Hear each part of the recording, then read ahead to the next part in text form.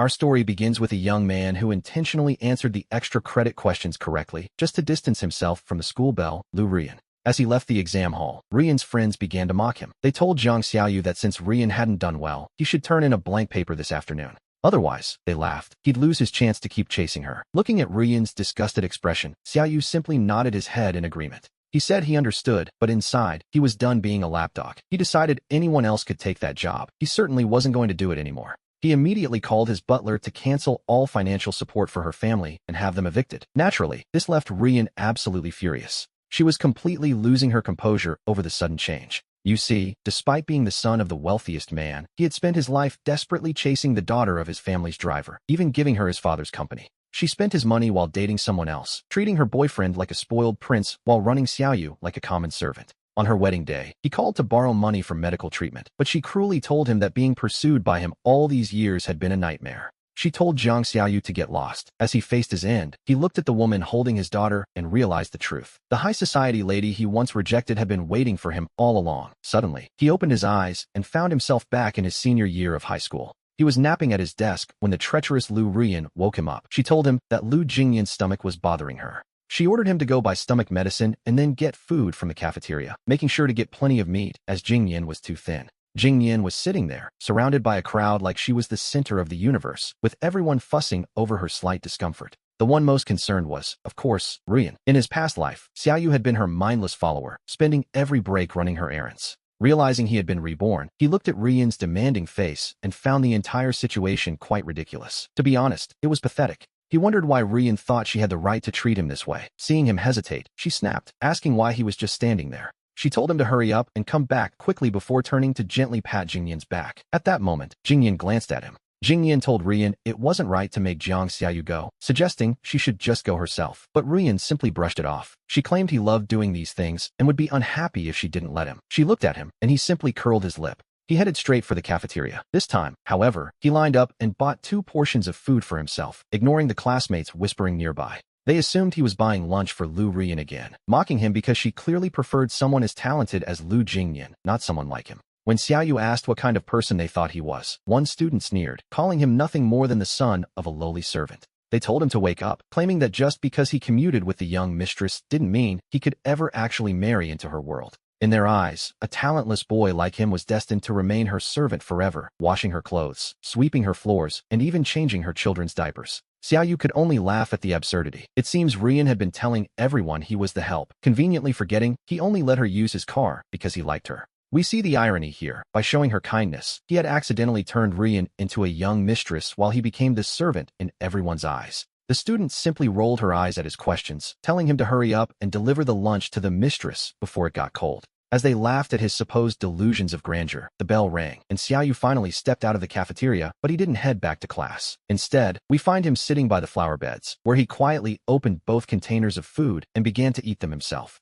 To be honest, he couldn't even remember the last time he'd had a decent meal. In his past life, he was so broke he couldn't afford anything good. He used to wait until the markets closed just to scavenge for discarded vegetables. Meat was a luxury he couldn't even dream of. Now he finished every bite. Only after finishing both portions did his hunger finally subside. By the time he returned to the classroom, the first bell for the next lesson had already rung. Rian immediately confronted him, demanding to know why he was so late and where the medicine was. "What medicine?" he asked with a cold, distant look. The warmth he usually showed her was completely gone. Speechless, Rian snapped at him, asking about the stomach medicine he was supposed to buy for Lu Jingyan. She asked if he was deaf, berating him for failing to handle such a simple task. Xiaoyu glanced over at the pale-faced Lu Jingyan, feeling nothing. He calmly asked what possible connection he had with Jingyan that would require him to go out and buy the man medicine. Jingyan came from a modest background, but ever since meeting Rian, he had lived like royalty. Whenever Xiaoyu's father gave him something nice, Rian would give it to Jingyan. Even the watch on Jingyan's wrist belonged to Xiaoyu. These two were spending his money and enjoying his life while treating him like a common errand boy.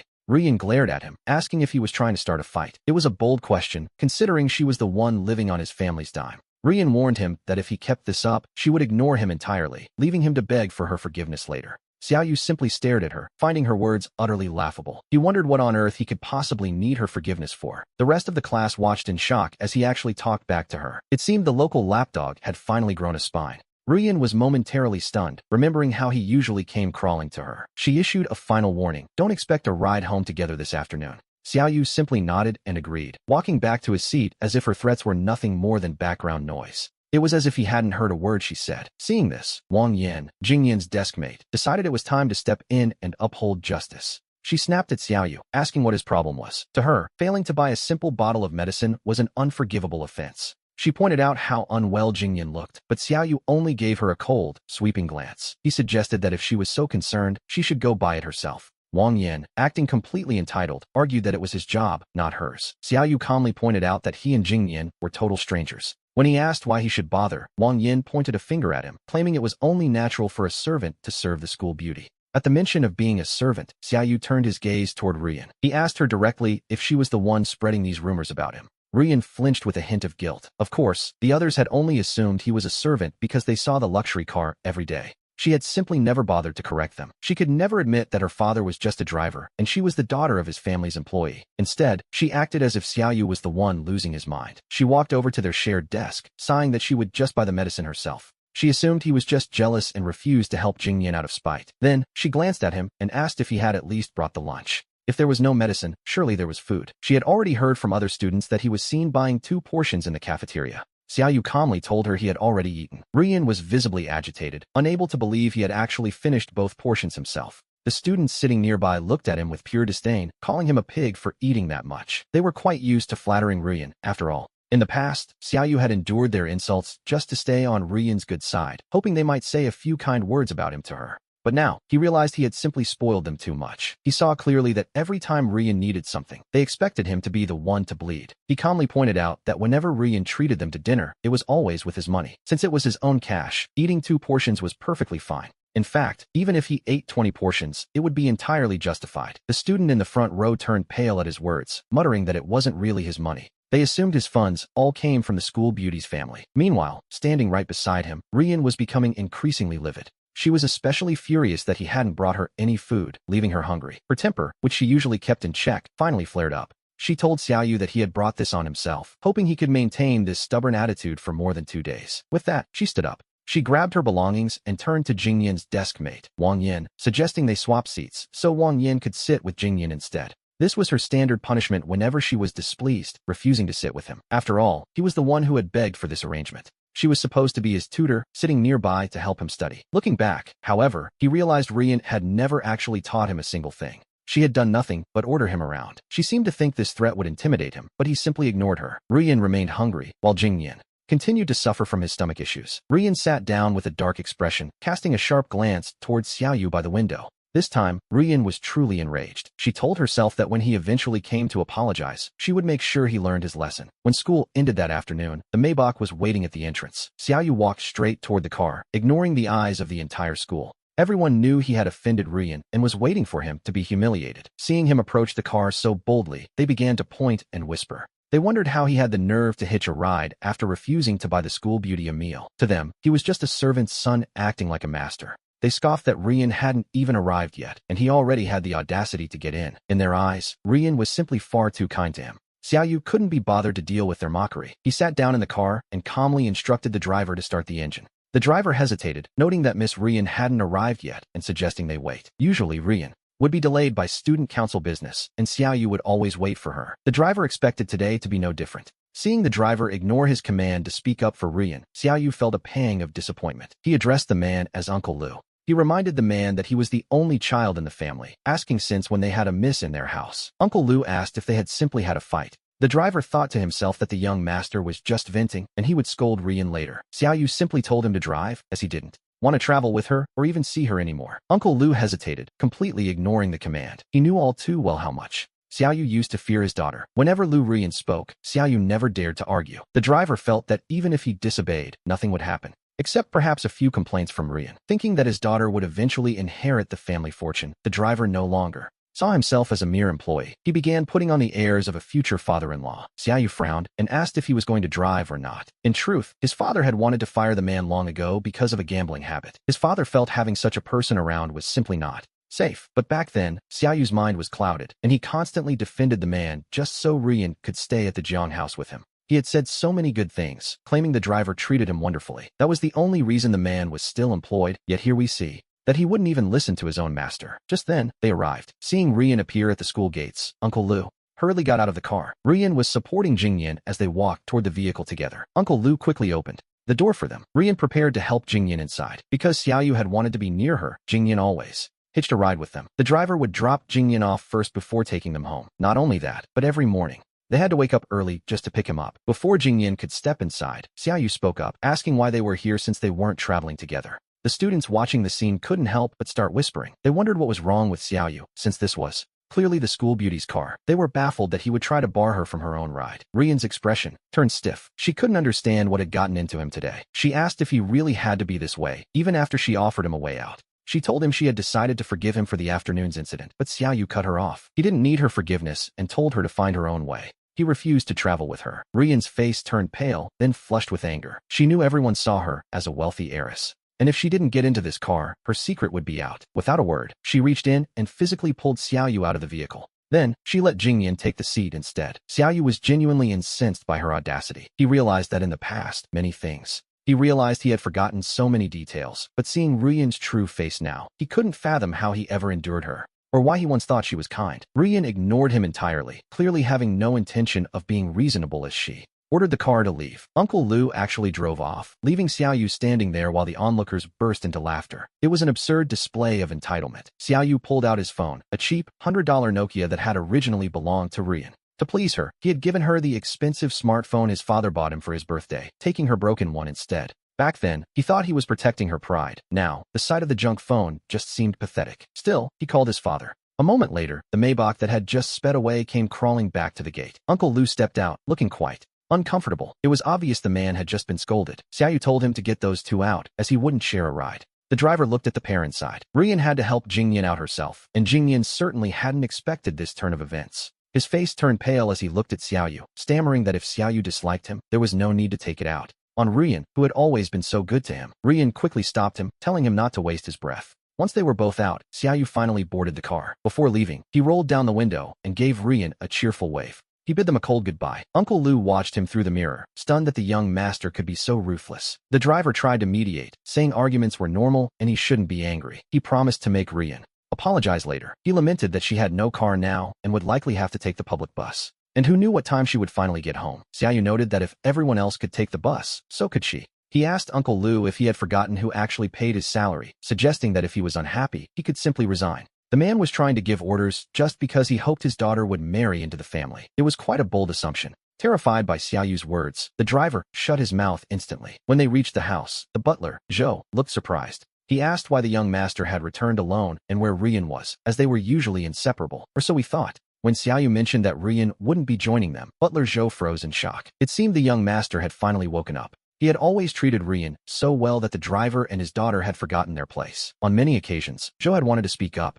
but he never dared to, fearing Xiaoyu's anger. Hearing these words now, the butler was deeply moved as he looked at the young man. Zhou was the kindest of all the household staff, yet Xiaoyu used to resent him for trying to manage Rian's behavior. Later, when Rian took over, Zhou was the very first person she kicked out. Remembering the past, Xiaoyu felt a lump in his throat as he looked at the loyal butler. He told Zhou he was going upstairs. The butler nodded, mentioning that Miss Bai Ningbing had arrived and he was about to send her away. In truth, Ningbing visited often, but because his father had arranged their match, Xiaoyu's obsession with Rian made him resent her. He used to find her presence incredibly annoying, refusing to see her and having her dismissed immediately every single time she came by. Consequently, he and Ningbing had barely met. Yet, he remembered that in his final moments, it was her people who had rushed him to the hospital. She had still considered herself his fiancée even then. He stopped the butler, asking where she was. She was in the backyard, playing with Dabai. We see him head to the backyard, where Ningbing was feeding Dabai. Xiaoyu had insisted on raising this dog, but Rian had claimed to hate animals. To please her, he had stopped going near his own pet. He hadn't expected to find Ningbing showing the dog the affection he had withheld. He recalled hearing before his death that a woman as wonderful as her had remained single for years. His eyes grew misty at the thought. Ningbing finished petting Dabai before looking up. Seeing him at the door, she moved to approach but hesitated, remembering how much he supposedly loathed her. She stopped and simply called him young Master Jiang. She was beautiful, but possessed a calm, steady maturity. Though they were the same age, she carried herself with the poise of someone much older. Her academic record was also the best in the province. Naturally, she was the person Rian despised most. Rian always claimed Ningbing was only successful because of her family's vast resources. She insisted that with the same advantages, she would be even better. Every time she saw Ningbing's grades, Rian became visibly upset. To satisfy Rian, Xiaoyu had treated Ningbing as an enemy. But looking back, they had no real history. She had never actually wronged him. Seeing her now, he struggled to keep his emotions in check, simply asking if she was looking for him. It was a start, at least. Ningbing said she just came to see how he was doing. Seeing him remain silent, she added softly that she knew he didn't want to see her. She turned to leave, never truly expecting an audience. She had only wanted to visit Dubai, not imagining for a moment that he would actually agree to see her. For her, that was already enough. But as she turned away, Xiaoyu spoke up, asking if she would like to stay for dinner. At those words, Ningbing froze in surprise, looking at him with utter disbelief. "Is that okay?" she asked. The setting sun cast a warm glow over him, making him seem far more approachable. He assured her it was perfectly fine. At this hour, Rian hadn't returned yet, as she was busy escorting Lu Jinyan home. In the past, of course, he would have insisted on waiting for her return before starting the meal. Seeing him ready to eat so early, Butler Zhou was surprised and asked if they weren't waiting for her. Xiaoyu simply asked why they should wait for her, since the household staff had grown accustomed to his old habits. This sudden change was quite a shock. It was a clear sign that things were different now. He added that Rian's father didn't need to come back tomorrow. Zhou blinked, but quickly regained his composure. After all, a butler doesn't question the master's business. Having effectively fired Rian's father, Xiaoyu sat down in the dining room. Ningbing had been stealing glances at him, but she quickly looked away as he took his seat. He hadn't realized that the Ningbing of this era was so shy and innocent. To be honest, he couldn't resist the urge to tease her just a little. He asked why she wouldn't look at him, jokingly wondering if he was that unpleasant to behold. His grades were poor, but his looks were decent enough. If Rian hadn't ruined him later on, he never would have fallen so low. Ningbing looked back and calmly said that wasn't it at all. She tried to maintain a steady expression, but if one looked closely, her ears were turning bright red. He smiled and asked her about her excellent academic record. Faced with this sudden warmth, Ningbing felt a bit out of her element. She modestly replied it was all right, and he asked if she could recommend a reliable tutor. He knew that relying on Rian was a lost cause. In this life, he didn't want to repeat the mistake of assuming his father could protect him forever while he neglected his studies. While he still had the chance, he intended to fix his grades. Since Ningbing had access to the best resources, her recommendation would be invaluable. She was confused, asking why he needed a tutor when he already had Rian. She had heard that Rian was staying at his house specifically for that purpose. He explained that she had been dismissed. The truth was, Rian looked down on him and never had the patience to actually teach him anything. All the money he had poured into her had essentially vanished into thin air. Ningbing looked on with surprise, seeing a side of him she never knew existed.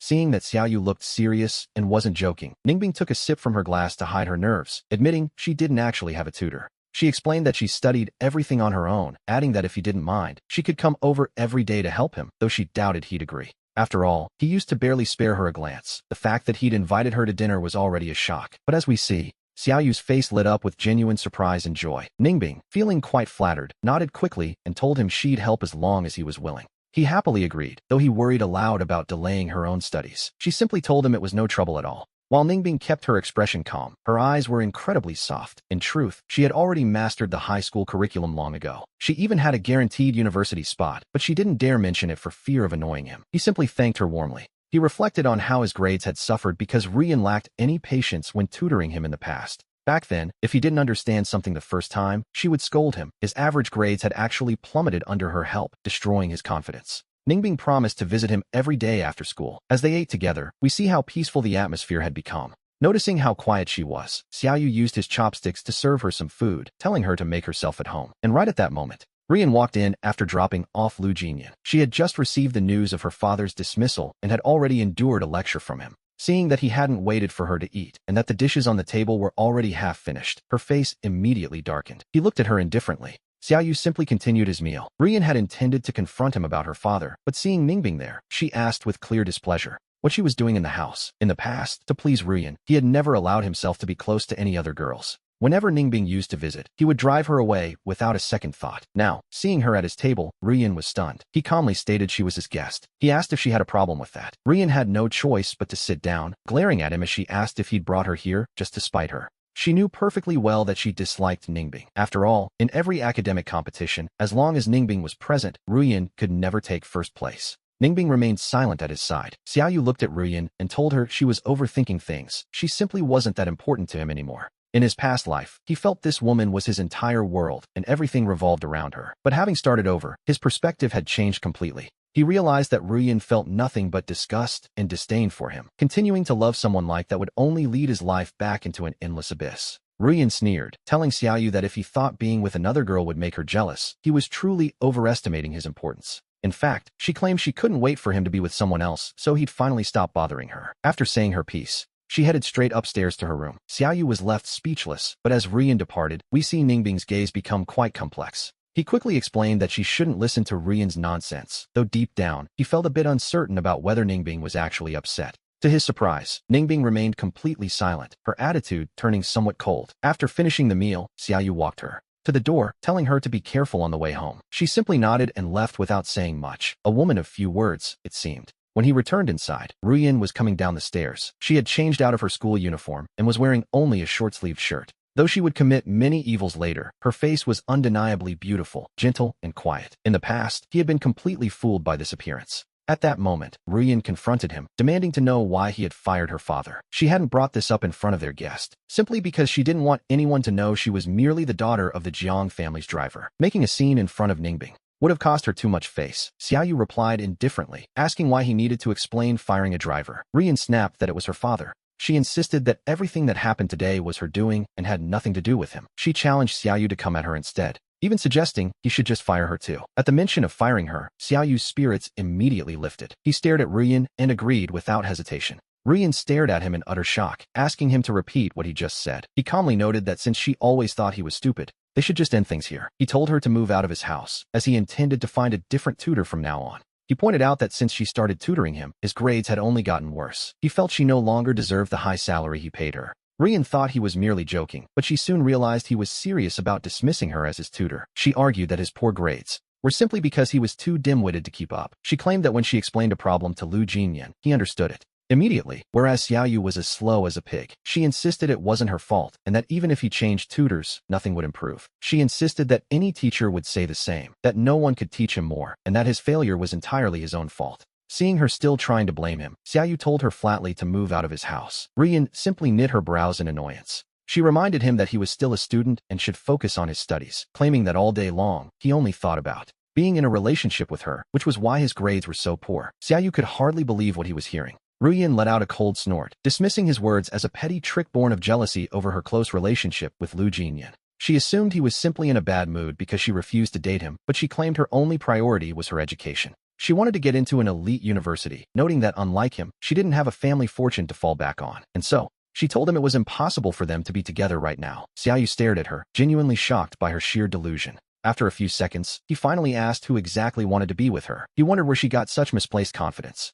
He pointed out that without his favor, she was nothing. Ruyan, convinced he was just being stubborn, told him to think whatever he liked. However, she warned him that if he invited Ningbing over for dinner again, he shouldn't blame her for being cold. After saying that, she retreated to her room and slammed the door. She certainly had a lot of nerve, acting as if this were her own house. Once back in his room, Xiaoyu called Zhou Shun. He gave a clear order, have all of Ruyan's belongings moved out by tomorrow. His home had no room for someone trying to walk all over him. Afterward, he saved Ningbing's number and sent her a quick text, asking if she had made it home safely. She didn't reply. The next morning, since he no longer had to pick up Lu Jinyan, he was able to sleep in. He expected Ruyan to be gone, but to his surprise, she was sitting at the table waiting for him. He sat down and began to enjoy his breakfast. In the past, he had rarely eaten a proper meal at home because he was always rushing. Seeing her there, he looked up at her stubborn expression. It seemed that even now, she still took him for a complete fool. After finishing his meal, Xiaoyu headed out with Ruyan following closely behind. A new driver was already waiting for them. Holding the car door open, Xiaoyu got in, and when Ruyan tried to follow, he looked at her and asked what she thought she was doing. He reminded her that she had claimed they weren't traveling together anymore. He remembered her words from yesterday quite clearly. After all, Ruyan bit her lip and remained silent. If her father hadn't insisted she appease him, she wouldn't have bothered with him at all. To her, he was just someone with a bit of money who liked to bully others. But since her father needed the job, she endured it. Xiaoyu didn't feel like wasting any more time. He told the driver to go, and soon they arrived at the school gates with Ruyan trailing behind. In the past, they always brought Lu Jinyan along, but today Jinyan had to take the bus. Seeing Ruyan, he quickly hurried over. Jinyan's gaze fell on Xiaoyu. He couldn't understand how the son of a mere servant dared to be so arrogant toward Ruyan. Seeing them arrive together, Jinyan asked if they had made up. Xiaoyu, however, didn't give them a second thought and kept walking. He headed straight inside while Ruyan watched his retreating back. Seeing that he was completely ignoring her, she knit her brows in frustration. She told Jinyan that she didn't want to argue with him. Jinyan replied that letting a servant's son bully her was simply unacceptable. He remarked that she was far too patient, noting that everyone was now gossiping about Xiaoyu being some kind of young master. Ruyan sighed, explaining the situation as she saw it. She claimed her father had asked her to look after Xiaoyu, so she couldn't just ignore him. Jinyan felt a sense of relief hearing this. We moved to the classroom, where Wang Yin was already waiting. She stood in the way, blocking Xiaoyu from reaching his seat. He told her to move. Wang Yin shot him a look and called him shameless for leaving Rian and Jinyan behind the day before. She criticized him for having the driver pull away while the others were still there. Xiaoyu looked at her and let out a soft, dry laugh. He pointed out that since it was his car, he had every right to choose his passengers. He then asked her exactly who she thought she was. His confident attitude made the surrounding students curious. Someone asked if that Maybach actually belonged to his family. Xiaoyu gave the speaker a cool, indifferent look. Wang Yin, however, burst into a mocking laugh at the very idea. She claimed they all knew exactly who he was and mocked his attempt to play the part of a wealthy young master. She pointed out that the driver was his own father and that his whole family worked for the Jiangs. In her mind, Rian was just being kind. She insisted that if it weren't for Rian's kindness, Xiaoyu would have been kicked out long ago, warning him not to push his luck. Since Wang Yin was close to Jinyan, and Jinyan was always with Rian, the other students naturally began to believe her words. Just then, Rian and Jinyan appeared at the classroom door, though Rian's expression seemed a bit strained by what she was hearing. To be honest, Wang Yan's insults toward Xiaoyu felt like a reflection on Rian herself, so she walked over and told Wang Yan to return to her seat. Wang Yan gave Rian a helpless glance. Sensing her friend's genuine annoyance, she had no choice but to gather her things and move away. Rian took her seat next to Xiaoyu once again, an action he chose to ignore completely, as he truly didn't care where she sat. She was a favorite among the teachers and well-liked by everyone, so no one questioned her decision to change seats. Sitting next to Jinyan, a frustrated Wang Yan asked him what on earth Rian was thinking with this behavior. She couldn't understand why Rian was still protecting Xiaoyu even after he had been so disrespectful, even going so far as to sit with him. Jinyan explained that her father had simply asked her to look after him, and there was nothing more to it than that. Wang Yan finally understood, but she still mocked the idea of Xiaoyu claiming that luxury car belonged to his family.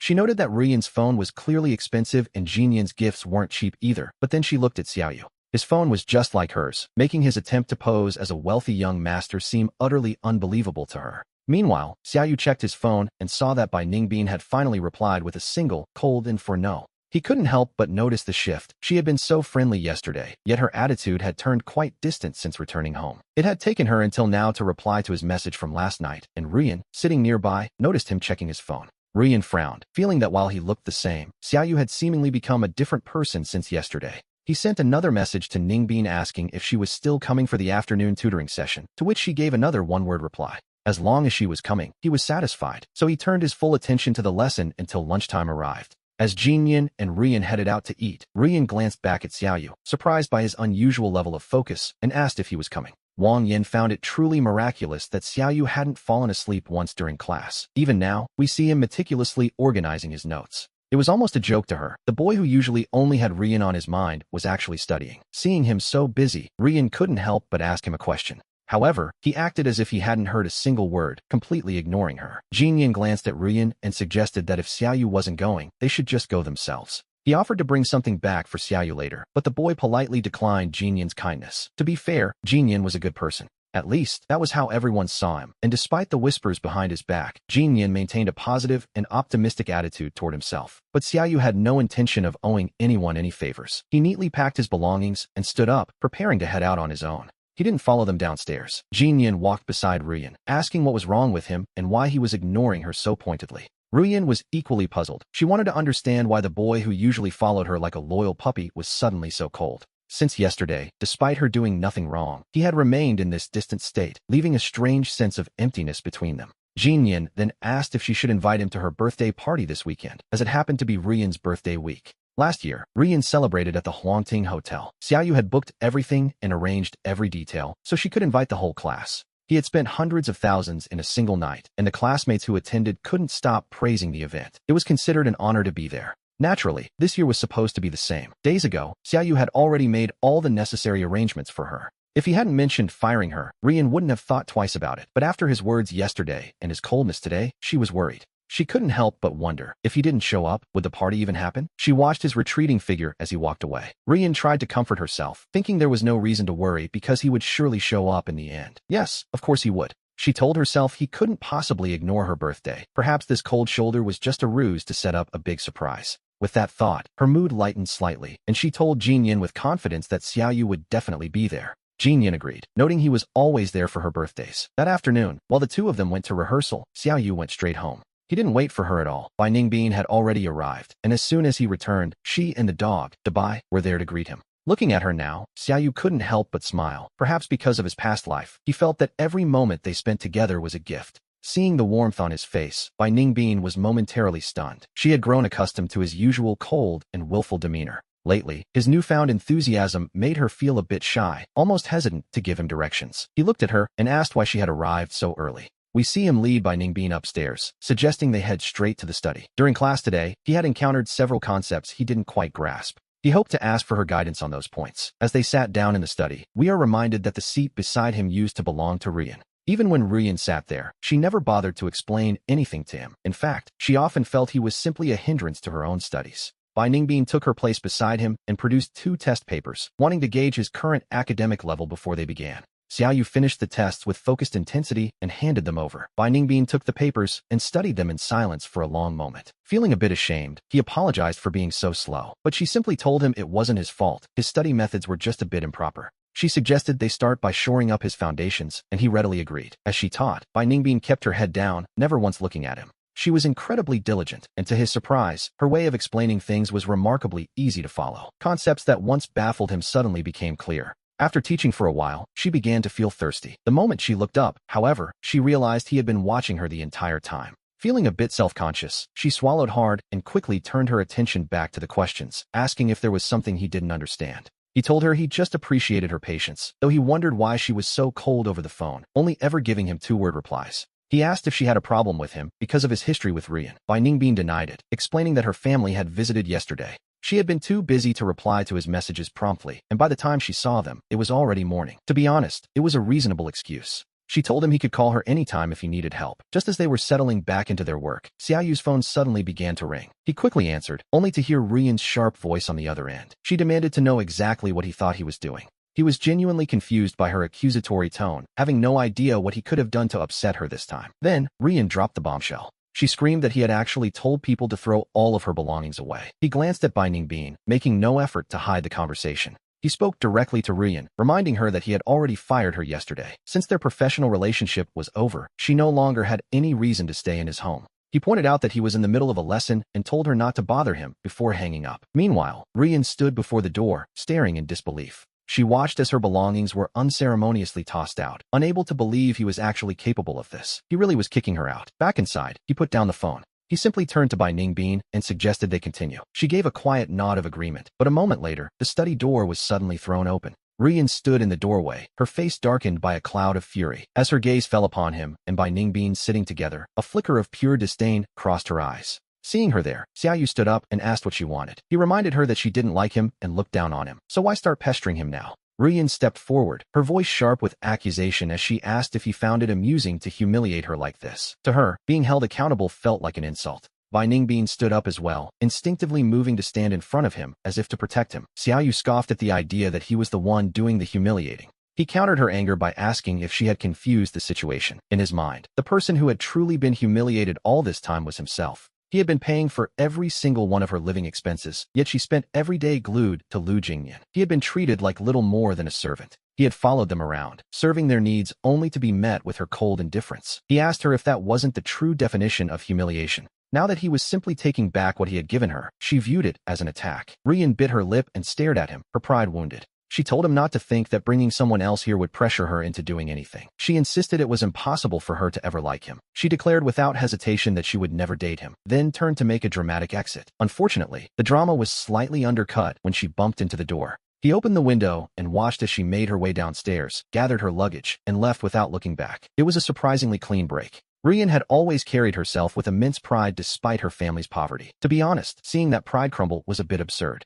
Finding the situation almost laughable, he remained by the window until Bai Ningbin softly called his name. He turned back, realizing she was still waiting. He apologized and suggested they continue, but Bai Ningbin hesitated, offering to leave if he wasn't in the right headspace. He assured her he was fine. In fact, he felt quite good. He was merely reflecting on the foolish things he had done in his past life, rather than grieving over Rian's departure. Seeing Rian like that actually brought him a sense of peace. At the very least, he no longer had to feel anxious about a future tied to her. We see him reflecting that by leaving Rian, he might finally avoid the illness and tragic end of his past life. Bai Ningbin softly suggested that she should head home first. As she turned to leave, he stepped forward and instinctively caught her hand. Bai Ningbin froze, turning back to look at him with a confused expression, wondering what was wrong. He wasn't entirely sure why he did it, but he wasn't blind. He could tell she was upset. Whenever Rian appeared and made a scene, things always became strained. After those encounters, Bai Ningbin would subconsciously try to distance herself. In the past, his relationship with Rian had been so close that he never bothered to hide his feelings.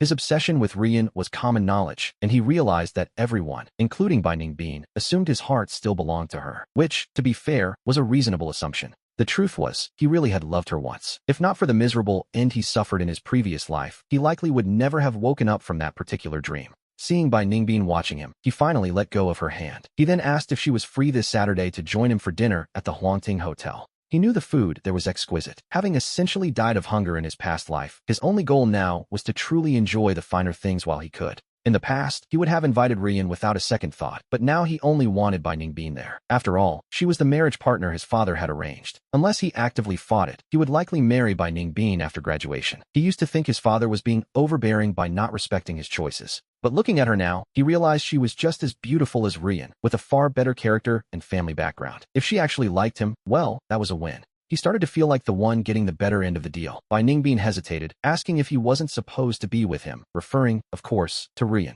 He countered by asking if she actually wanted them to be together, or if she preferred him to keep avoiding her like he used to. Naturally, she quickly denied it. He didn't give her a chance to argue further, simply declaring the date was set for Saturday. When Saturday afternoon finally arrived, he reached the hotel a bit late. Upon entering, we see him spotting several old friends at the door, all dressed in their finest attire. As soon as he appeared, the atmosphere shifted immediately. Wang Yan, a close friend of Lu Jingyan, couldn't help but let out a mocking laugh. She sneered at Xiaoyu, asking how he could possibly show his face there. He frowned, genuinely puzzled as to why he wouldn't be allowed in. The owner of the Huangting Hotel was a close friend of his father, making him a super VIP. He could come and go as he pleased, so he asked her why she thought he shouldn't be there. Wang Yan responded with a cold, condescending smirk. She pointed out that Rian hadn't spoken to him at school for 2 days. Since it was Rian's birthday, she found it shameless that he would still try to crash the party. He realized then that it was indeed Rian's birthday. He had been so focused on his lessons lately that the date had completely slipped his mind, not that it mattered anymore. Their reminder brought it all back. He had nearly forgotten that he'd already made arrangements with the Huangting Hotel staff for Rian's 18th birthday.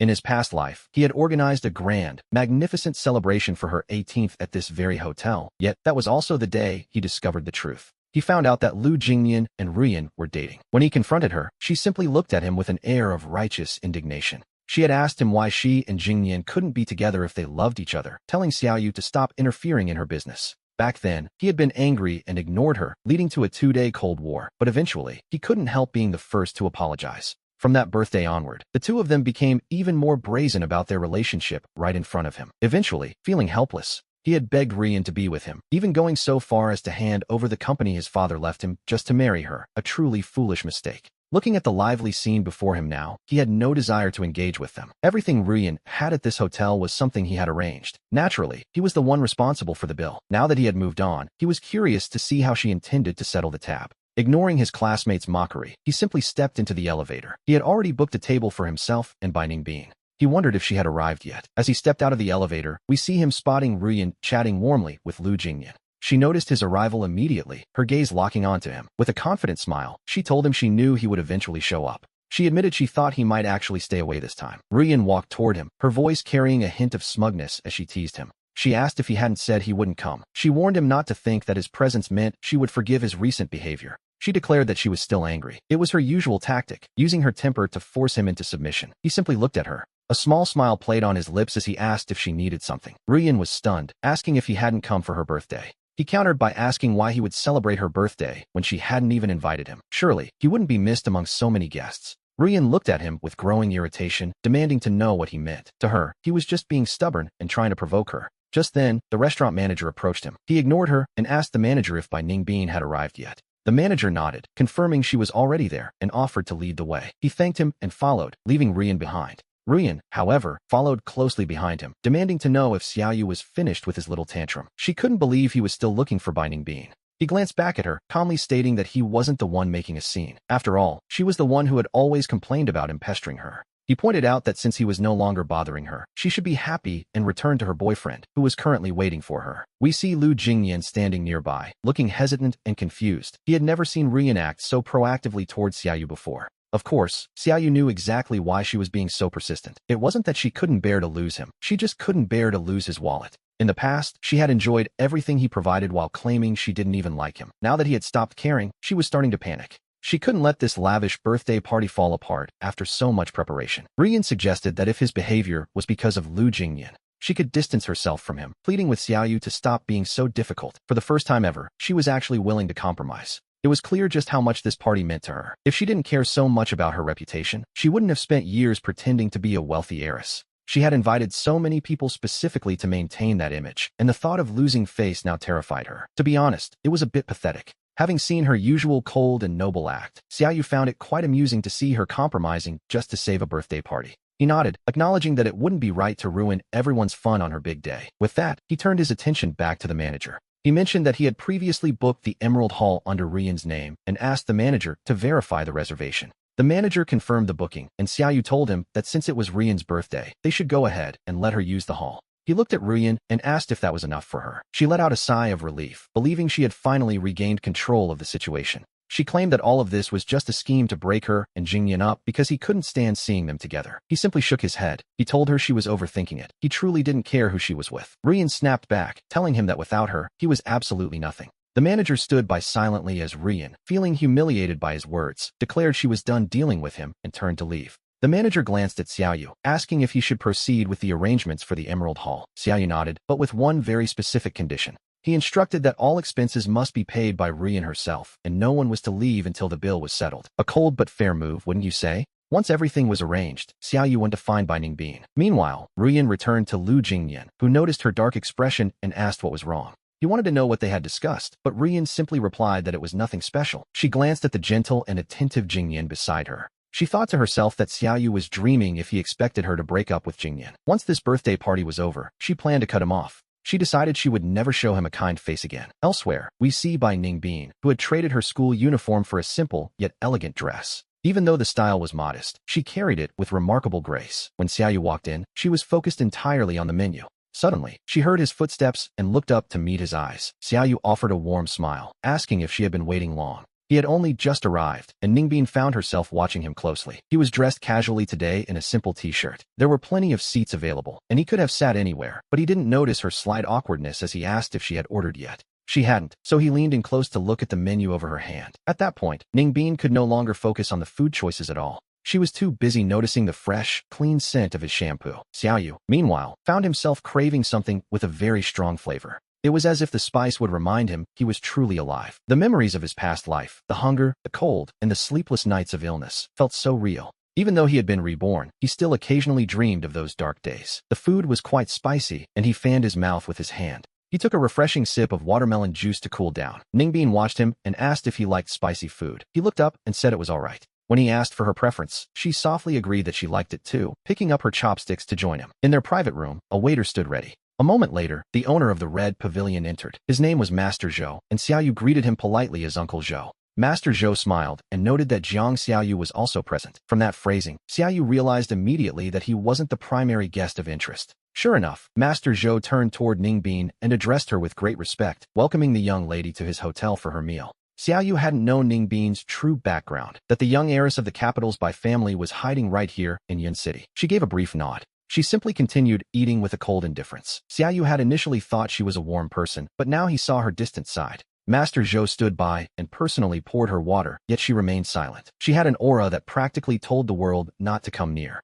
The silence in the private room became quite heavy, until Master Zhou finally took the hint and politely excused himself, wishing them a pleasant meal. Wait a moment, Uncle Zhou, Xiaoyu called out, stopping him in his tracks. The owner paused, and then turned back toward the table. Is there anything else you need, young Master Jiang? He asked with a warm, enthusiastic smile. To be honest, Xiaoyu had always liked the man. But a dark memory surfaced. If he remembered correctly, in his past life, the Red Pavilion suffered a sudden, devastating fire just 3 days after Rian's birthday. The cause had been inadequate fire safety measures in the kitchen. When they tried to extinguish the flames, they found the fire extinguishers were completely useless. That fire had even resulted in casualties. Because of that tragedy, what was once the most prestigious hotel in Yun City fell into a state of ruin. It was said that Master Zhou even fell ill from the stress. Xiaoyu looked at him and asked if the hotel's fire safety was truly up to code. Master Zhou looked a bit surprised by the sudden question. He wondered why young Master Jiang was suddenly so concerned about such a technical detail. Xiaoyu suggested that it might be best to have someone check everything thoroughly, especially the kitchen area. But Master Zhou remained quite confident. He assured them that their fire safety was perfect and that no problems would ever occur. After all, they took full responsibility for their guests. Xiaoyu watched him quietly for a moment before suggesting that perhaps Uncle Zhou should go and personally inspect the equipment himself. Seeing such persistence, a flicker of dissatisfaction crossed Master Zhou's face. He asked Xiaoyu what he meant, wondering if the boy didn't trust his word. He reminded Xiaoyu that he was a close friend of his father and that his integrity in business was well known. He felt his character was being questioned. Since Xiaoyu was roughly the same age as his own son, Master Zhou saw him as just a child who couldn't possibly understand these matters. That was when Ningbin spoke up, suggesting that since Xiaoyu had mentioned it, there was no harm in taking a quick look. Master Zhou hesitated. Ever since he entered the room, Ningbin had barely spoken to him, offering only the briefest of responses to his questions. But now, she was intervening. Master Zhou decided to give her the respect she deserved and agreed to go. Ningbin had a very steady, commanding presence, likely due to her family background. Even though she was nearly the same age as Xiaoyu, her words seemed to carry far more weight and conviction. Once Master Zhou had left the room, Xiaoyu looked at her, knowing she should have no reason to suspect anything. She simply told him that since he had spoken up, helping him was only natural. When he asked if she wasn't afraid he was just making things up, she replied that it didn't matter. Even if he were, it changed nothing. She noted that even if it were a joke, it wouldn't be a major issue to simply have him check. Xiaoyu spoke with such calm, steady confidence. As Ningbin watched him, a wave of warmth washed over her, born from a sense of deep, unspoken trust. We see Xiaoyu reflecting on a darker time. He remembered the moment he was diagnosed with AIDS in his past life. No one believed he was a victim. They all claimed he had been reckless. If he had truly been at fault, he might have accepted it. But everyone blamed him, looking at him with such disgust that he began to hate himself. He never imagined it was Rian who had orchestrated it, using a contaminated needle just to create an excuse to avoid their marriage. Only the one who frames you truly knows how innocent you are. Xiaoyu and Ningbin continued their meal for a long time, eventually ordering dessert. He had even brought his schoolwork along, and as they sat there until evening, Ningbin took the opportunity to help him with his studies. Meanwhile, as Rian's birthday banquet came to an end, the guests found themselves unable to leave because the bill remained unpaid. Rian called Xiaoyu's phone, but he ignored the first ring. Ningbin sat beside him, watching quietly as he chose not to answer. He knew exactly who was calling and didn't care, only picking up after Rian tried a third time. She immediately demanded to know his meaning. Rian's voice crackled with fury over the line. To be honest, the angrier she became, the more Xiaoyu's mood seemed to improve. While he wanted nothing to do with her, the debts of his past life still needed to be settled. He smiled thinly, calling her Little Flower. He asked her why she was so upset, but Rian simply lowered her voice and told him to come pay the bill and stop causing trouble. She had planned to cut ties with him the moment the party ended, never expecting that he would be the one waiting to trap her. Now, with no money to pay, her guests were being held back. Xiaoyu remarked how strange it was that he was expected to pay for a party he didn't attend. He suggested she ask her classmates to chip in and cover the cost, since they all seemed to be such wonderful, supportive friends. After all, their relationship was quite close, and she had treated them to meals many times before. In the past, Xiaoyu had given her a massive allowance. Rian had accepted those hundreds of thousands of yuan without a hint of guilt, convincing herself she deserved it for her tutoring work. She had been quite generous with his money, leading everyone to believe she was wealthy. Naturally, they all wanted to be near her. But every cent she spent had belonged to Xiaoyu. Frustrated, Rian asked if he truly insisted on doing this and what he actually wanted from her. Xiaoyu told her that if she wanted him to come pay the bill, she should at least adopt the attitude of someone asking for a favor. Through the phone, we hear. Rian let out a sharp, indignant breath. Since he was no longer acting as her unconditional servant, she was naturally furious. Xiaoyu simply smirked, noting that if she wasn't willing to ask nicely, he would just hang up. Please, Rian hissed, clutching her phone as the hotel staff blocked their exit. They were trapped. After hanging up, Xiaoyu stood and told Ningbin he had to step out for a moment. He made his way toward the Emerald Hall. Inside, the birthday guests were still gathered, though the festive mood had soured. Every eye in the room was fixed squarely on Rian. The atmosphere had become incredibly awkward. Unable to leave, Rian was forced to stand there and endure the heavy, questioning stares of her peers. The moment Xiaoyu appeared, the manager approached him with a respectful bow, addressing him as young Master Jiang. He looked around at the crowd, noting how everyone was dressed to the nines, looking quite beautiful in their finery. He asked why everyone looked so miserable at Rian's birthday party. We see him deliberately studying Rian, whose expression was darker than anyone else's. Lu Jingyan stood nearby, looking utterly lost as to what was happening. The manager explained that the bill for the evening remained unpaid. She clarified that she was simply waiting for someone to settle the account. Xiaoyu acted surprised, remarking that it was such a small matter to cause a scene. He announced that since they were his classmates, he would handle the bill himself. With that, he calmly handed over his black card. As the manager took the card to process the payment, the looks the guests gave Xiaoyu became increasingly complex. It was Rian's party, after all. The realization hit them. Why was Xiaoyu the one paying? Could she not afford it herself? Rian felt her face burning with shame as she stared at him. She finally understood why he had come so easily. His goal was to humiliate her, to show everyone she was penniless and dependent on his charity. In the past, he would have handled the money quietly. Now, he was making a grand, public display of it, ensuring everyone saw him swipe the card. To her, it seemed this man had truly gone mad. A moment later, the manager returned, handing back the card along with the receipt.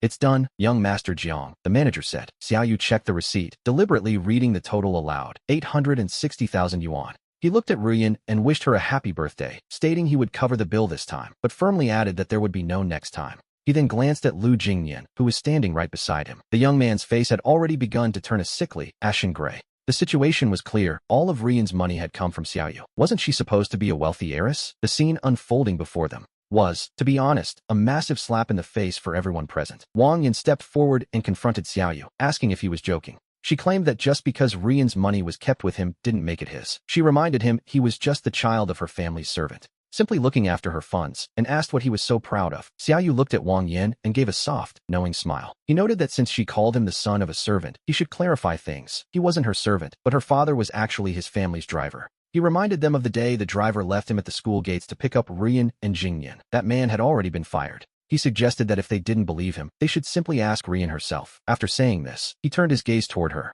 She stared back at him, her eyes filled with pure resentment. In all her life, even at her poorest, she had never endured such public humiliation. Everyone was laughing at her now, yet she couldn't say a word. She knew he could easily refund the money and leave her trapped there again. Without another word to her, Xiaoyu turned around and walked out of the room. The guests were stunned. They never expected her to be a driver's daughter. Why had she spent so long pretending to be a rich socialite? Once the two of them had left, Xiaoyu glanced at the remaining crowd and told them they were free to go home now. He told them to be careful on the way back, as it was getting late. One by one, the guests filtered out of the Emerald Hall. Only after watching them leave did Xiaoyu finally exit the hall himself. The manager escorted him to the elevator, where Ningbin was waiting. The two of them entered the elevator in silence. Although he had finally cleared his name in front of everyone, he didn't feel particularly happy. Compared to the years of suffering he had endured, this small punishment for Ruyan felt insufficient to wash away his deep-seated resentment. Ningbin noticed his silence and chose not to disturb him. When they reached the ground floor, they saw that Lord Zhou was there as well. Upon seeing him, Zhou immediately walked over. This time, his focus wasn't on Ningbin, but entirely on Xiaoyu.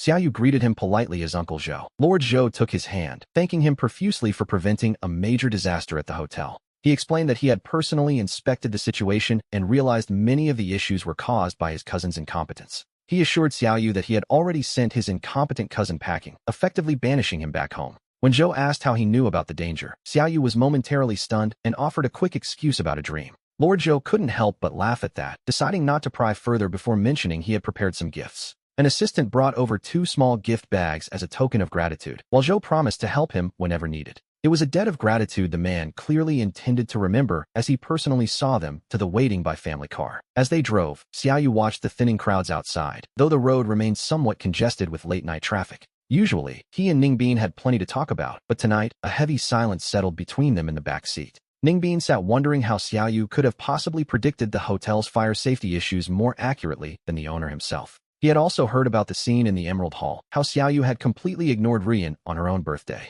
Not only had he abandoned her, but he had left her utterly humiliated, signaling a total break in their relationship. We might wonder why Xiaoyu looked so dejected then, but his sadness was brief. He knew his life had truly begun again. He told himself that with this second chance, as long as he avoided his past mistakes, everything could still be fixed. The weight of his recent efforts at school finally caught up with him, leaving him feeling an overwhelming sense of exhaustion. It was that heavy, inescapable kind of sleepiness, and before long, he drifted off, leaning his head against Ningbin's shoulder. Ningbin froze, barely daring to breathe, and even when his arm grew sore at the Jiang house, he refused to move. He remained perfectly still, looking down at Xiaoyu's pale face and hesitating over whether or not he should wake him. The driver had already stepped out to wait, yet Ningbin stayed there in the quiet car, unwilling to disturb the moment. Eventually, the lack of motion caused Xiaoyu to stir, and he realized with a start that they had finally arrived home. He looked at Ningbin, who sat there stiffly, not even daring to meet his eyes, while Xiaoyu rubbed his aching neck. He sat up and asked why Ningbin hadn't woken him, to which the other simply replied that he looked so peaceful.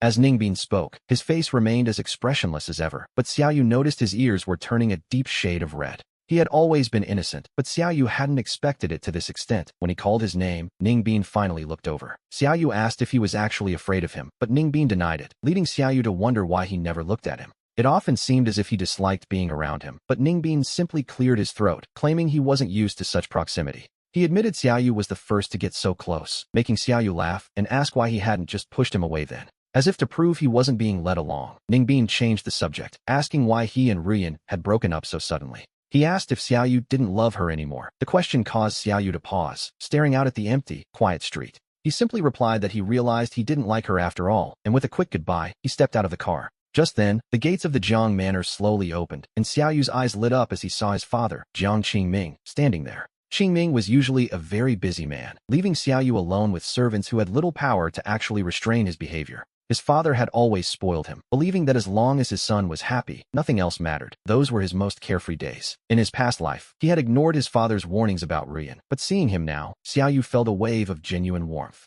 Standing before his father, a long-forgotten sense of vulnerability surged within him, and he threw himself into his father's arms, bursting into tears. It seems we only show our weakest side to those we trust most, and Qingming was taken completely by surprise by the outburst. Initially, the father had intended to look stern and reclaim some parental authority after his son's late arrival, but his resolve vanished. Seeing the tears, Qingming panicked and gently patted his son's shoulder, asking desperately who had dared to bully him. He wondered if it was that girl Ruyan, especially after hearing Xiaoyu had fired her and her father earlier that evening. Xiaoyu just held him tighter, whispering that he simply missed him, which prompted his father to call him a silly boy. Qingming noted that Xiaoyu usually found his phone calls annoying, before gesturing toward the Bai family car, still idling at the gate. Xiaoyu turned to see Ningbin stepping out of the vehicle, feeling a sudden flash of embarrassment that his rival saw him with red eyes. He explained to his father that Ningbin had been the one to bring him home after their dinner, which left Jiang Qingming looking rather surprised. Previously, Xiaoyu had been vehemently opposed to the very idea of an engagement, even swearing he would never have anything to do with Ningbin.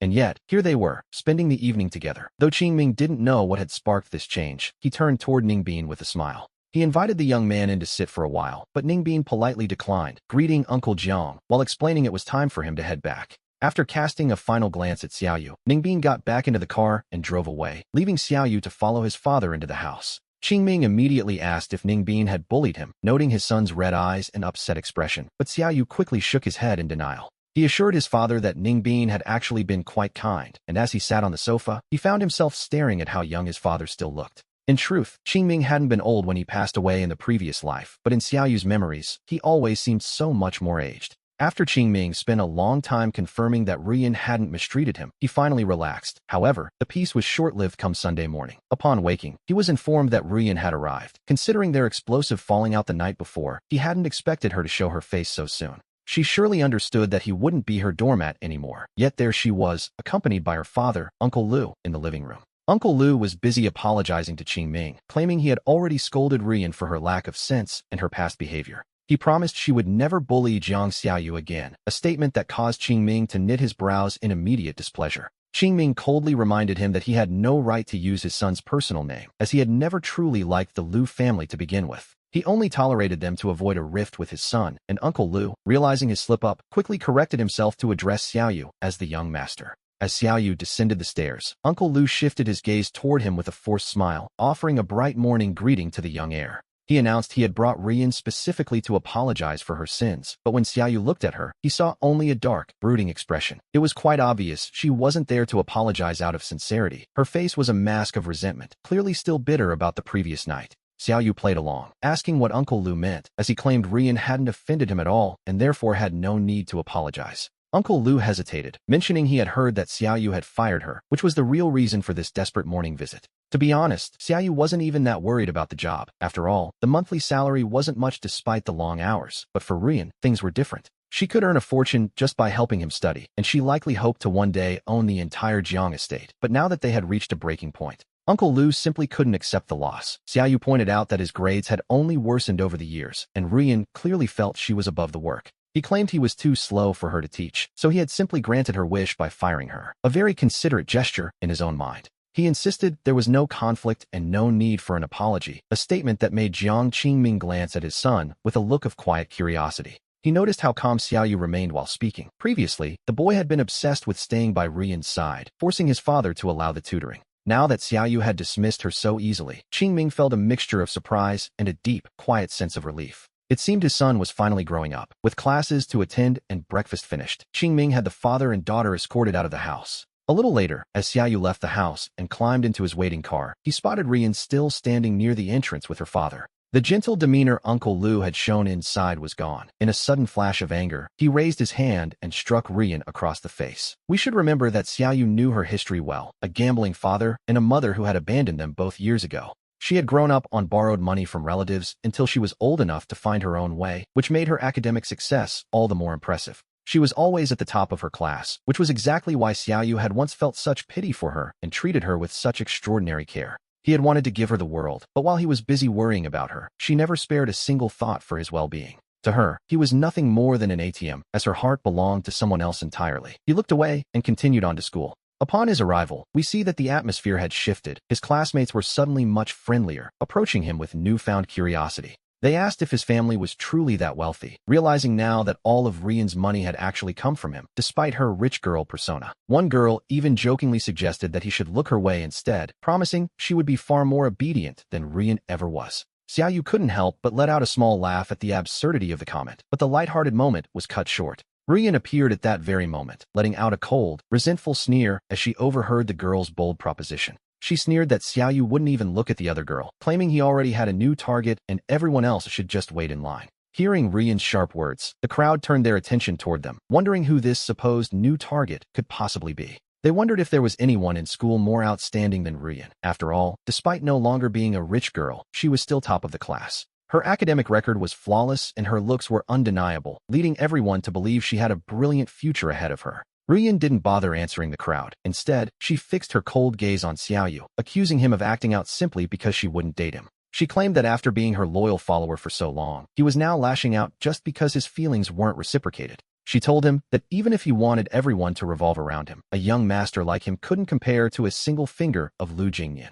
At the mention of Jingyan, the crowd remembered Xiaoyu's terrible grades. He wasn't just a follower, he was seen as a bit of a fool. Before he could respond, Ruyan brought up the birthday party, claiming he was the one who insisted she invite everyone when she didn't even want to go. She accused him of intentionally embarrassing their classmates, asking if he thought his wealth gave him the right to toy with people's dignity. She warned him not to twist the truth by saying he supported her, insisting that the money was strictly payment for her tutoring services. She declared she would never take another cent from him, but told him not to expect her help ever again, a bold stance, to be sure. After finishing her speech, Rian immediately swapped seats with someone else, acting as if she wanted absolutely nothing to do with him. It seemed she was back to playing the role of the aloof, cold scholar. However, we haven't forgotten how she begged him for help just last night. While Xiaoyu had felt a flicker of pity seeing her father strike her earlier, he now felt that, perhaps, she had earned that frustration. He decided not to indulge her anymore, asking her how she had the nerve to bring up the tutoring when she had done so little. He pointed out that since she started tutoring him, she had spent plenty of his money but hadn't actually accomplished a single thing. He noted that his grades remained at the bottom of the class, to which Rian expressionlessly replied that he was simply too stupid for it to matter.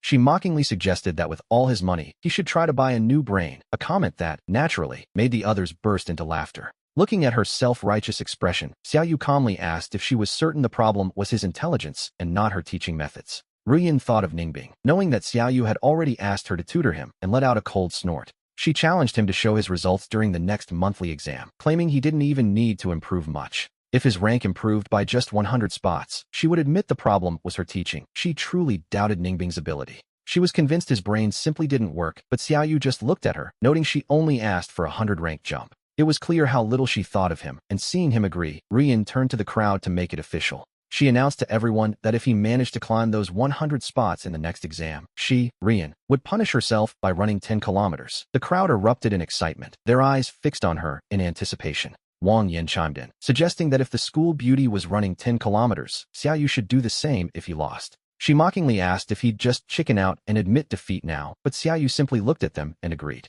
To him, 100 spots didn't seem that difficult, especially since Ningbing's teaching methods were so easy to follow. He could feel his own progress and decided to push himself. After all, we all need a goal to stay motivated. Seeing his resolve, Rian couldn't help but laugh and call him a fool before sitting down, stunned that he actually accepted. She remembered how he never understood her lessons and was already looking forward to seeing him run those 10 kilometers. Just as the bet was settled, Lu Jingyan walked in, having overheard everything Rian had just said from the doorway. He had been feeling down all night, but in this moment, he convinced himself that Ruyan was the right choice. In his eyes, her academic talent and beauty made her 100 times better than a useless, rich heir like Xiaoyu. He believed she would succeed on her own merit, and that being with her was no loss at all, quite the rationalization. With that thought, he approached her and said that even if her father was just a driver, he worked honestly for his living. He praised her for maintaining top grades despite her background, acknowledging how hard her journey must have been. He promised to always stand by her side, and with that mention, everyone's attention shifted once again. The students who had doubted Rian were suddenly moved by the scene, as Lu Jingyan continued to show his unwavering support for her. To them, such loyalty felt truly grand. After all, Rian had always been a top student, and they admired her for more than just money. She was seen as a model of both character and academic excellence, while Xiaoyu was viewed as someone who didn't even try and expected others to follow. Seeing the two of them perform this little drama together, Xiaoyu couldn't help but feel a mock sense of pity for their great love in his heart. It was so touching, he thought, that these two truly deserved to be locked together forever. He only regretted his past lack of judgment in interfering. Thanks to Rian's public criticism, everyone now viewed him as a useless fool, though he had finally shed the burden of being a desperate pursuer. Because of his poor grades, the other students began to ignore him, but he didn't mind, compared to the crushing loneliness of his past life. Their petty coldness was nothing at all. He still had his wealth and loving parents, so he focused on class and ignored the social games. After school, his father drove his mother to pick him up. Though they were in their 40s, they had been the campus beauties of their own youth. Even now, their elegance remained unmatched. As soon as his mother stepped out of the car and saw her son, she gave him a warm, loving embrace. She then thoughtfully opened the car door for him, just as Rian and Lu Jingyan were walking out of the school gates together. The students walking with them noticed Xiaoyu with an older woman and immediately began to whisper with curious, judgmental eyes. They wondered aloud if this was Xiaoyu's new target, especially since Rian had hinted at something similar earlier that morning. Noting that the woman looked to be in her 40s, the group began to speculate wildly about what her relationship with Xiaoyu could possibly be. One student sneered that Xiaoyu couldn't possibly be a real wealthy heir, suggesting instead that he was being supported by an older woman. They mocked the idea that he was anything special, remarking that it was no wonder the school beauty, Rian, wanted nothing to do with him. They called the situation disgusting, and hearing them slander Xiaoyu, Rian didn't bother to offer a single word of explanation. Lu Jingyan looked at Rian, and seeing her silence, he felt certain the crowd's guesses were correct, which brought him a sudden sense of relief. Even though Xiaoyu's grades were poor, his ability to spend hundreds of thousands in a single night had always made Jingyan feel a bit resentful. He had always felt inferior, but discovering that Xiaoyu was merely being kept by an older woman made him feel instantly superior and at peace.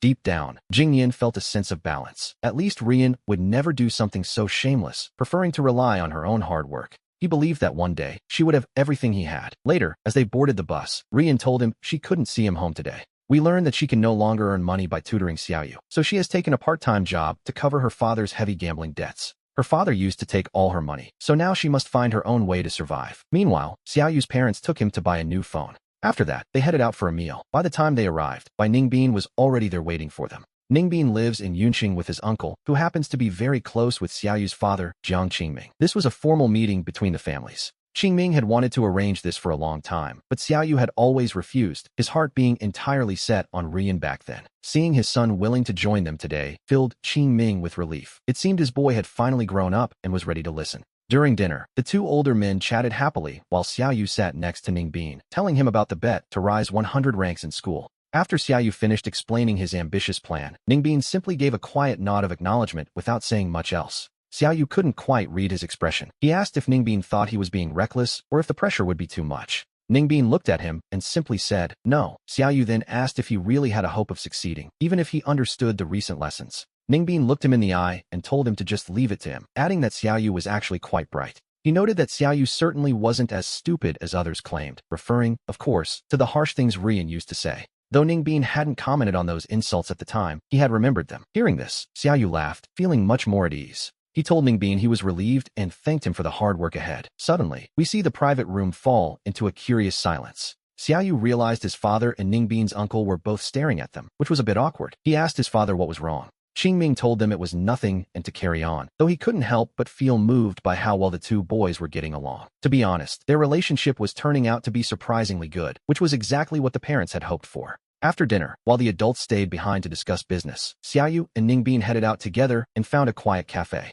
Inside the cafe, Xiaoyu decided he wanted some ice cream and went to order. When he returned, he sat back down beside Ningbin to continue their study session. At this moment, his mind was completely filled with the lesson material. After all, the thought of running 10 kilometers later was enough to nearly kill him. The service was quick, and before long, a server brought their order. Xiaoyu looked up, only to see the person standing there in the uniform. It was none other than Rian. Staring at her in surprise, he asked what she was doing there, but Rian only gave him a cold, sharp look. She told him that she should be the one asking that question. She was convinced he knew she worked there and had come specifically to spite her. Even though he was acting indifferent now, Rian told herself he was clearly still in love with her and was just forcing himself to move on. Otherwise, how could it be such a coincidence that he showed up right where she was working? He told her she was overthinking. It was purely accidental. Rian shot a glance at Ningbin and didn't linger. She turned and walked away immediately, clearly unwilling to waste any more of her time on them. Seeing her act so arrogant and self-important, Xiaoyu truly couldn't understand what she was so proud of. He turned back and offered the ice cream to Ningbin. Ningbin declined, telling him to eat it himself. She then reached out to help him with his backpack as they prepared to leave the cafe together.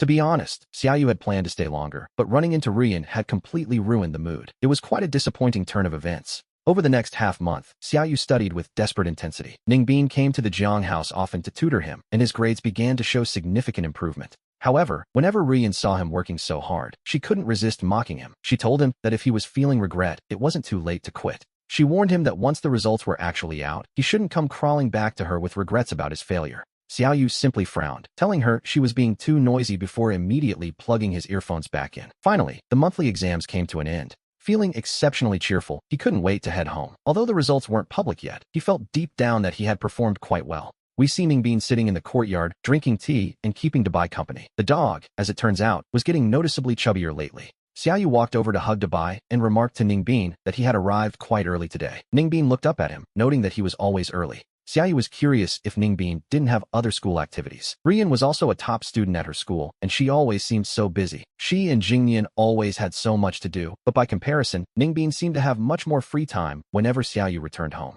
Ningbin simply explained that she was more independent and that no one really monitored her, so she didn't feel the need to join school activities. She shook her head, noting that she generally didn't join the student council or other groups, though she occasionally entered competitions. When asked why, she admitted they weren't very interesting, and her teachers felt her participation was a bit like an unfair advantage. Apparently, her presence made other students lose confidence. However, Xiaoyu remembered seeing her in many competitions before. Rian had mentioned that Ningbin was always there, even taking away her first-place experiences, which was why Rian disliked her so much. Ningbin took a quiet sip of water. It seemed she never missed a competition where Rian was present, almost as if by design. Desperate to know his standing, Xiaoyu checked his answers with Ningbin in the courtyard and realized he had gotten many difficult questions right. His mood was excellent. When the results were finally ready, the homeroom teacher entered the classroom and praised Rian and Jingnian as usual. The two of them had secured first and second place again. But after the praise, the teacher mentioned there was one more person to highlight. That person was Xiaoyu. Hearing his name, he perked up instantly, while Rian shot him a quick, dismissive glance. Her eyes were full of mockery, but the teacher continued, announcing that Xiaoyu's performance this time was actually quite impressive. Despite having been at the bottom of the rankings for so long, he had shown significant and unexpected improvement.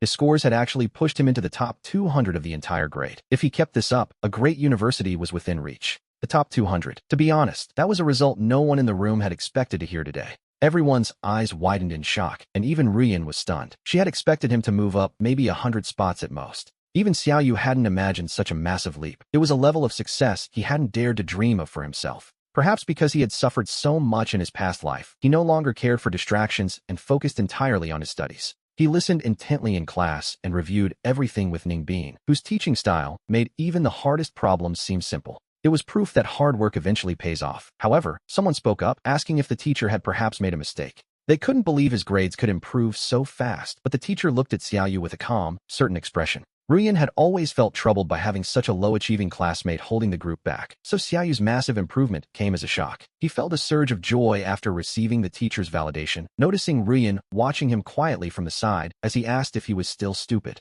He reminded her not to forget their bet. Rian bit her lip, unable to understand how someone she considered so dim-witted could improve this much. She wondered if Ningbin was truly that talented a teacher. After school, Rian was forced to start her penalty run while Xiaoyu stayed behind to watch. He sat there quietly, catching glimpses of her frustrated expression as she stumbled through her laps, and he felt a strange sense of satisfaction. It was a moment of pure, albeit slightly petty, happiness. Meanwhile, Jingnian watched Xiaoyu, surprised by how cold and indifferent he had become. Wang Yin turned to Jingnian and whispered that breaking into the top 200 wasn't that big a deal, certainly not enough to act like a top student. She noted that even the first-place student wasn't this arrogant, and reminded Jingnian that he himself had secured second place. Jingnian kept his eyes on Rian, calmly stating that a bet is a bet, and Rian wasn't the type of person to back out of a loss. Wang Yin countered that no matter how good his grades were, Xiaoyu still had to go home and serve that old woman every night. The thought of Xiaoyu sharing a life with that woman made Wang Yin feel a wave of disgust, but Jingnian told her not to gossip.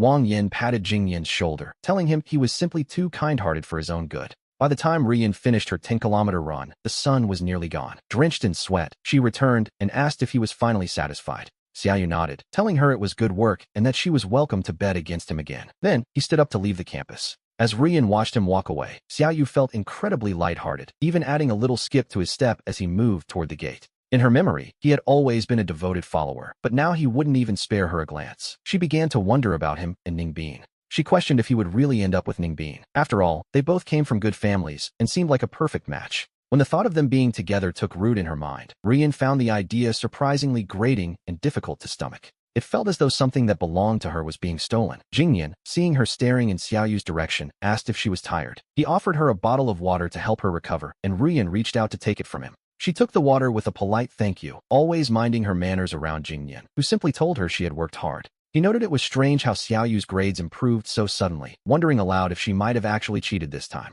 Wang Yin chimed in, suspecting Xiaoyu only cheated to make Rian lose the bet, a bold claim, to be sure. She pointed out that even with Rian tutoring her daily, Xiaoyu's grades were abysmal, making this sudden leap feel quite suspicious. Jingyan glanced at Wang Yin, telling her she talked too much, and warned her not to make baseless accusations without any proof. He warned her she'd be in trouble if Xiaoyu confronted her, but Wang Yin insisted she would speak to the teacher tomorrow. Meanwhile, Xiaoyu headed home, eager to share the news with Ningbin, since her success was largely thanks to Ningbin's dedicated tutoring. However, the butler, Zhou Shun, informed her that Ningbin hadn't come today, leaving Xiaoyu feeling a bit dejected as she went to change. With her father away on business, the house felt empty, so she decided to call Ningbin while she sat down for dinner alone. At that moment, Ningbin was swimming at home when a maid softly informed her that she had an incoming phone call. The figure in the pool didn't seem to hear it first, until the maid added that it was Xiaoyu calling, prompting Ningbin to surface. She stepped gracefully onto the deck as the maid rushed over with a towel, and Ningbin reached out to answer the phone. The stern expression on her face vanished instantly, replaced by a soft smile as she answered with a gentle greeting. Xiaoyu asked if she was busy, and Ningbin explained she had just been swimming, noting she hadn't been able to visit that day. Xiaoyu excitedly shared that her grades had improved so much she broke into the top 200, a feat she was clearly proud of. She described the satisfaction of watching Rian run 10 kilometers, while Ningbin walked over to a lounge chair to listen. Ningbin listened patiently to the girl's joy, until Xiaoyu eventually paused to ask if she was still there on the line. Ningbin offered her congratulations, assuring Xiaoyu that the call wasn't a bother at all since she was currently free. Xiaoyu suggested that since Ningbin had been working so hard tutoring her, she should take a few days off to rest. She promised to ask questions online if needed, and though Ningbin agreed, she didn't seem in any particular hurry to hang up. Ningbin asked if something had happened to make her unhappy or if she needed help, a question that caught Xiaoyu completely off guard. Xiaoyu told herself they were like comrades in arms now, and since Ningbin had helped her so much, she felt a deep need to return the favor. She knew that without those lessons, such high marks would have been impossible, and she couldn't simply accept Ningbin's dedication for free, especially since Ningbin didn't need money. Hearing Xiaoyu describe their relationship as comrades caused Ningbin to break into a helpless, amused smile. The next day, we returned to the school. The homeroom teacher walked in with a heavy expression, looking quite frustrated as she stood at the podium. To be honest, the atmosphere felt incredibly tense. Radiating a sense of overwhelming pressure, the teacher locked her gaze onto the girl and demanded that Jiang Xiaoyu stand up immediately. Xiaoyu obeyed, naturally. She stared at the teacher in total confusion, only to be told that someone had reported her for cheating on the monthly exam. And here, the matter becomes far more complicated.